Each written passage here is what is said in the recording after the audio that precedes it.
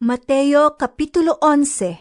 Human pahimangnuin ni Jesus ang iyang napulog duha ka tinun-an, mibiya siya ni adtong dapita ug miadto sa mga kasilinganang lungsod aron pagtudlo ug pagwali.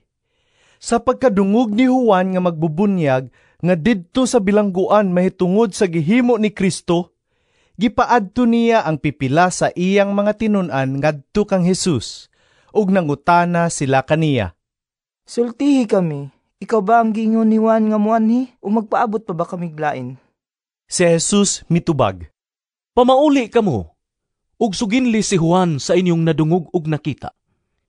Ang mga butan nakakita, ang mga bakul nakalakaw, ang mga sanlahon na nga ayo, ang mga bungol nakadungog, ang mga minatay na nga banhaw ug ang maayong balita gisangyaw ngadto sa mga kabus. Bulahan kadtong wala magduha-duha kanako. Samtang na mauli ang mga tinun-an ni Juan, si Jesus miingon sa mga tawo mahitungod kang Juan. Sa pag-adto ninyo kang Juan didto sa dapit nga awaaw, unsay gipaabot ninyo makita? Sagbot ba nga gipilay-pilay sa hangin? Dili. Unsa ba gyud ang inyong giadto aron tan-awon? Tao ba nga nindot kayog pamisti? Dili usab. Kay ang mga tao nga nagbistig sama niini, atua man magpuyo sa mga palasyo. Sultihi ako, unsa man gyud ang gipaabot ninyong makita? Propeta ba? Oo, propeta. Apan ang nakita ninyo labaw pa sa usa ka propeta. Si Juan mao ang giingon sa kasulatan. Ania ang akong sinugo, nag-ingon ang Dios.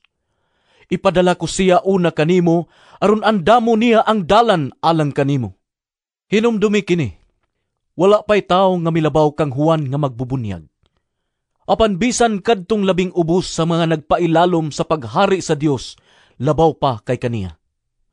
Sukad sa pagwali ni Juan hangtod karon, ang paghari sa Dios, kusganon gayud nga miabot, ug ang mga tao, kusganong naninguha paghupot niini. Kay ang tanang propeta ug ang balaod ni Moises hangtod sa panahon ni Juan naghisgot mahitungod sa paghari sa Dios.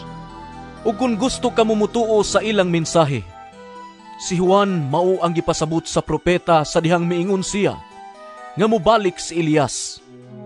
Busa, pamati kung may dalunggan kamo. Karon, unsa may akong ikatandi sa mga tao niining panahona?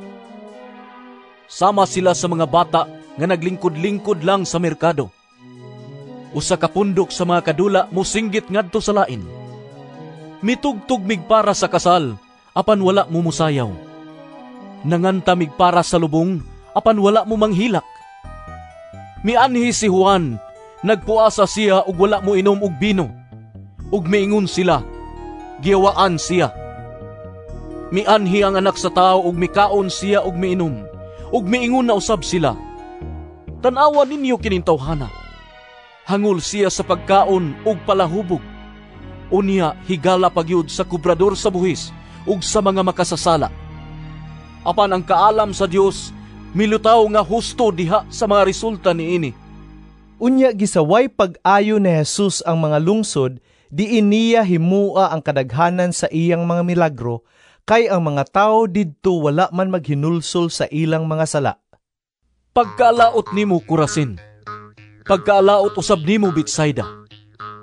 Kay kun ang mga milagro nga nahimo diha kaninyo didto pahimua sa Tiro ug sa Sidon, ang mga tao didto dugay na unta nga nagsulob og sako ug nagbulibod og abo sa ilang ulo aron pagpaila nga sila naghinulsol sa ilang mga sala. Busa, hinumdumi nga sa adlaw sa paghukom, ang Dios mas maluoy pa sa mga taga-Tiro ug sa taga-Sidon kay kaninyo. Ug ikaw, Kapernaum, abi nimog ipahitaas ka ngadto sa langit? Dili, itambog ka hinuon ngadto sa impierno. Kay kun ang mga milagro nga nahimo diha kanimo didto pahimua sa Sodoma, ania paunta kini hangtod karong adlaw. Busa, hinumdumi nga sa adlaw sa paghukom, ang Dios mas maluoy pa sa Sodoma kay kanimo. Unya si Jesus miingon, O Amahan, Ginoo sa langit ug sa yuta, nagpasalamat ako kanimo kag gipadayag manimo ngadto sa mga walay kahibalo kining mga butang nga imong gitago gikan sa mga maalamon ug sa mga makinaadmanon. Oo, Amahan, natuman kini kay mao may imong gusto ug pagbuot. Ang akong Amahan naghatag kanako sa tanang butang. Walay nakaila sa anak gawa sa Amahan, ug walay nakaila sa Amahan gawa sa anak. Ug kadtong mga tawo nga buot sa anak nga makaila sa Amahan. Duol kamo kanako, kamong tanan nga gikapuyan ug gibug-atan sa inyong gipas-an, ug papahulayon ko kamo. Isangon ang akong yugo ug sundan ninyo ako, kay malumo ako ug mapaubsanon sa espiritu, ug makapahulay kamo. Sayon ang yugo nga akong isangon kaninyo, ug gaan ang ipapas-an ko kaninyo.